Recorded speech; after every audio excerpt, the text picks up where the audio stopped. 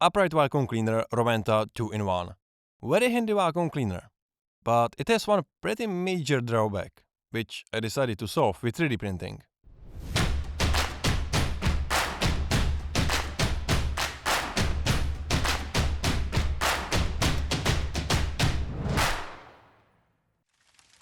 Everything you will see in this video is done by a person who has absolutely no idea what he is doing. Don't try to follow my steps. Everything you do at your own risk. While this vacuum works perfectly, it had one huge drawback. That drawback was the charging style. In order to charge the battery had to be removed from the vacuum and connected to an adapter. Which may not seem like a big deal, but over time you really get tired of it.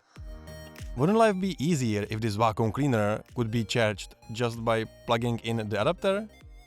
Yes, it would. Using a drill bit, a cordless drill and a few other tools, I lost the warranty on this very good handheld vacuum. But let me tell you something, it was worth it. I can now charge the vacuum cleaner without having to take the battery out of the machine.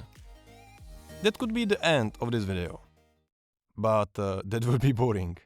Now that I have solved the charging problem, I thought I would solve another problem. That was storing the vacuum and avoiding forgetting to charge the battery after using the vacuum. A docking station with an integrated power adapter sounded like something that might improve my sleep. As you already know, my motto is that even the impossible is possible. So I sat down with Onshape and got to drawing. After a few hours of drawing and a few prototypes, the final model was born. I designed the dock to be easy to mount on the wall and troubleshoot any power connector issues. The wall mounting was via two screws at the top and bottom of the dock. The power cord was held in place by a simple cover that only needed to be snapped onto the station. After attaching the docking station and plugging the adapter into the wall outlet, it was done. Now we don't have the problem of not being able to find the vacuum cleaner or finding it discharged in the least convenient situation.